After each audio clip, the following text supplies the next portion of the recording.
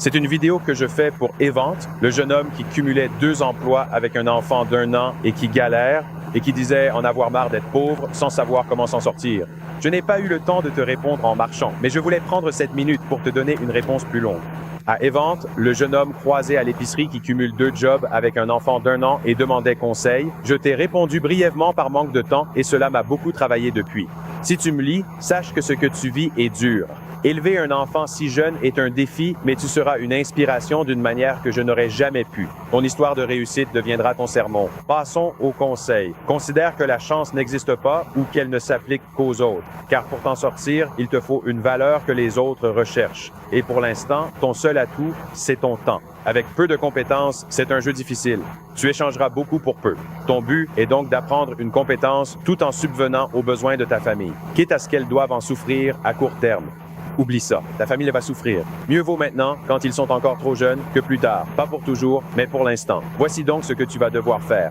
Et ce n'est pas du bricolage, c'est un réveil. Sinon, en un clin d'œil, tu auras 30 ans et tu en seras au même point, ou pire. Premièrement, réduis tous les coûts, absolument tous. Tu ne manges plus dehors, plus jamais. Et si tu as faim, tu fais avec. Si ça ne vient pas d'un magasin de déstockage, tu n'achètes pas. Les vêtements, ce que tu as, c'est tout ce dont tu as besoin pour les 2 prochaines années. Point final, pas d'exception. Réutilise, échange ou va chez Emmaüs. Tu vas au travail, tu rentres chez toi. Et l'idéal, c'est d'être avec ta famille. Et quand je dis famille, je parle de tes parents. Si tu n'as pas de parents avec une chambre, un canapé ou un sous-sol pour loger, au pire, tu vis avec une autre famille qui essaie de s'en sortir pour économiser. Alors vous vous retrouvez à 10 au même endroit et vous contribuez tous. Et ça doit être aussi bon marché que possible. Numéro 2, augmente tes revenus. Tu as 2 jobs.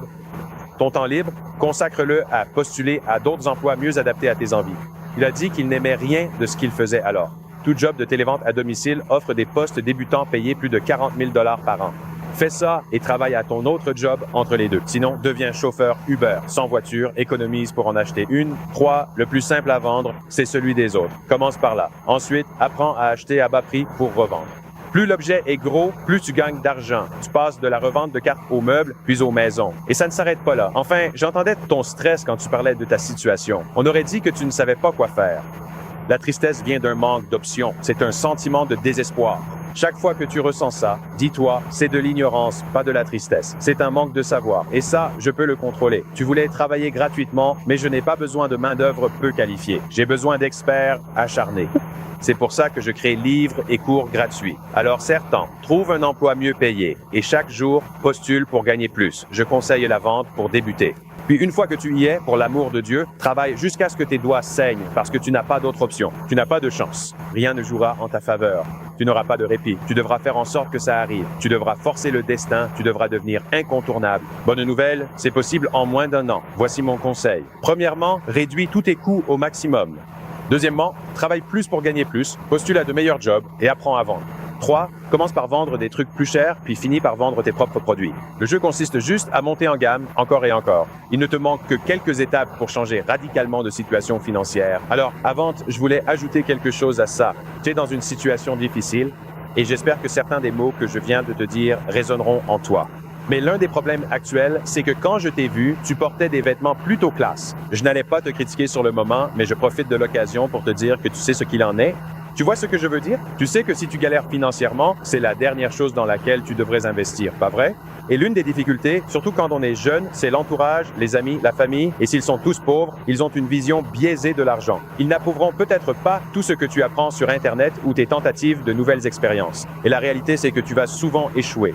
Ils te diront, tu vois, je te l'avais dit. Et le plus dur, c'est qu'ils auront souvent raison. Mais c'est le genre de cas où on a raison à 99%, mais tort à 100%. Ceux qui parient contre ta réussite auront souvent raison. C'est comme un parent qui te répète, tu vas rompre avec cette personne.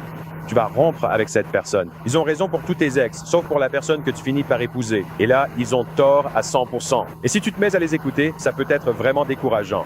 Alors, premièrement, je veux que tu changes ton régime d'information.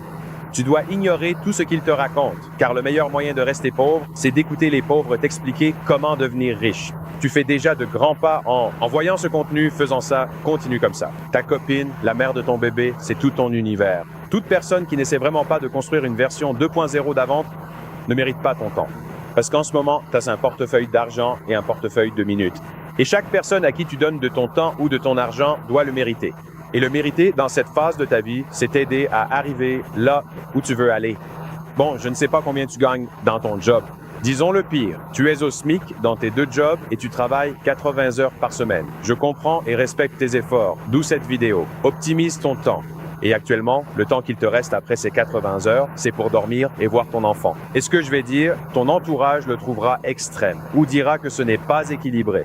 Et la réponse est oui, je suis extrême et je manque d'équilibre. Pour la période que tu traverses, je pense que tu devrais l'être aussi. Parce que si tu n'agis pas maintenant, dans 5 ans, rien n'aura changé. Parce que tu ne t'en sortiras pas.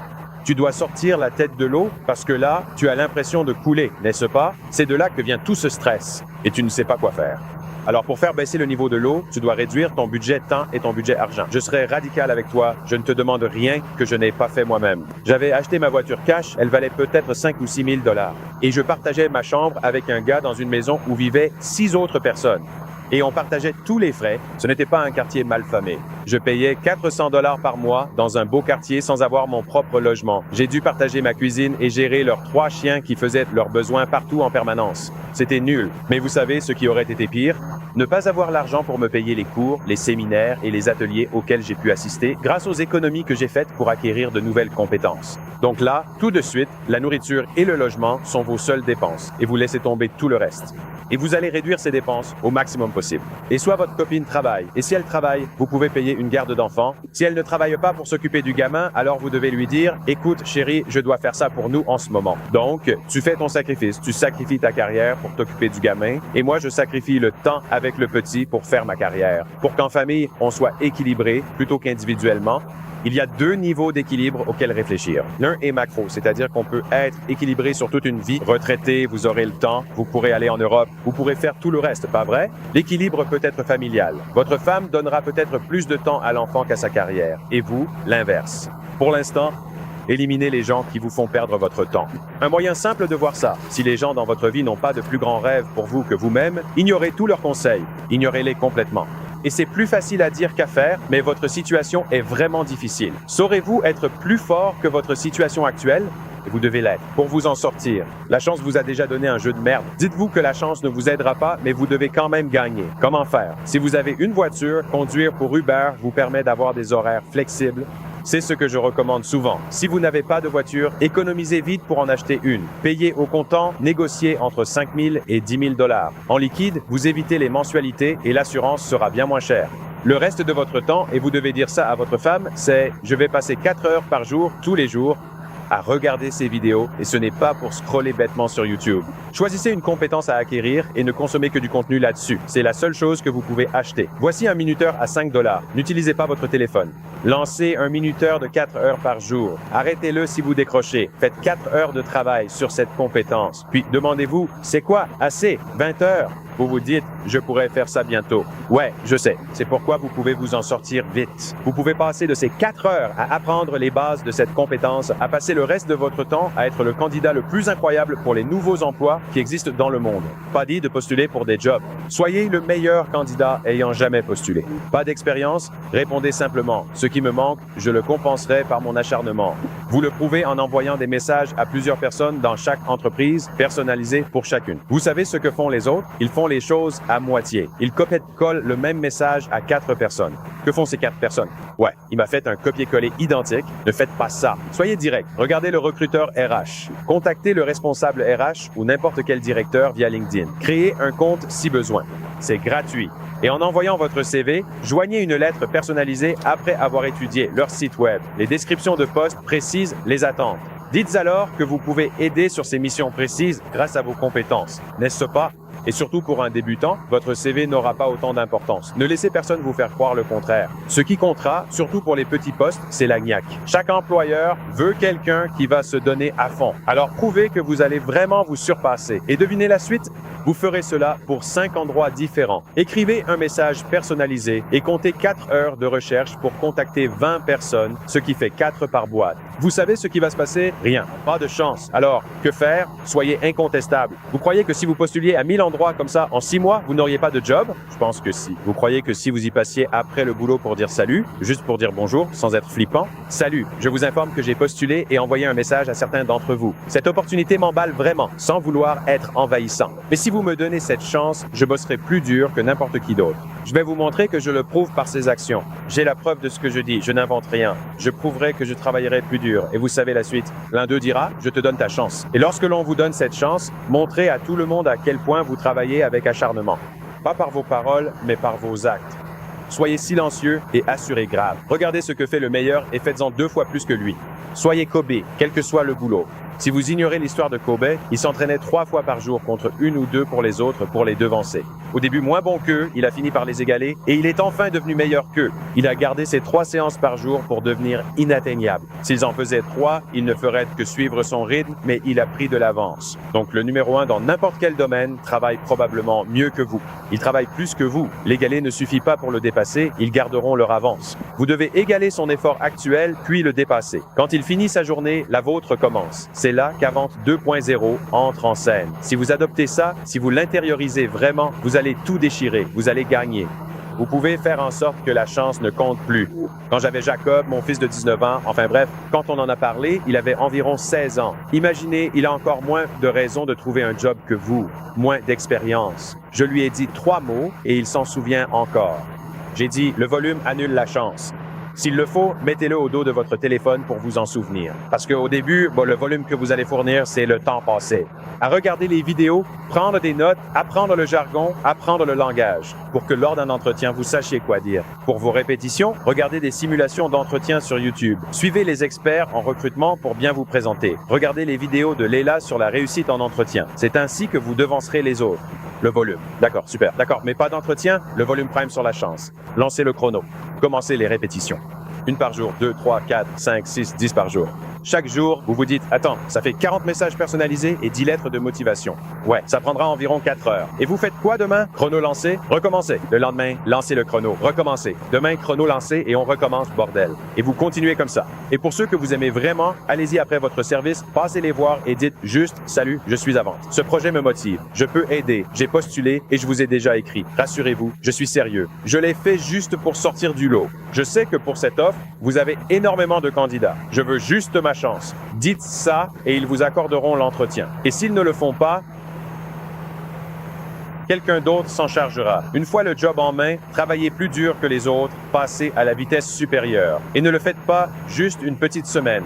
Ne travaillez pas plus dur qu'eux pendant 1 mois, ni même 6, mais surpassez les meilleurs 1 an ou 2. Et là, tu te dis, merde, ça fait déjà 2 ou 3 ans.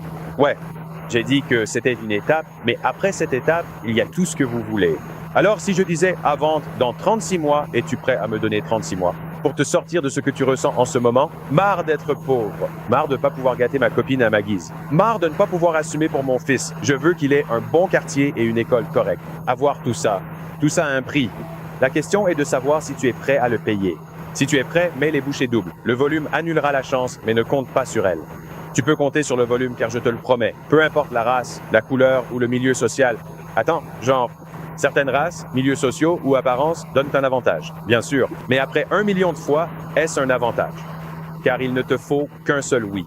S'il y a une leçon à retenir, c'est qu'il y a plein d'argent et d'opportunités cachées derrière l'acceptation d'être rejeté par des inconnus.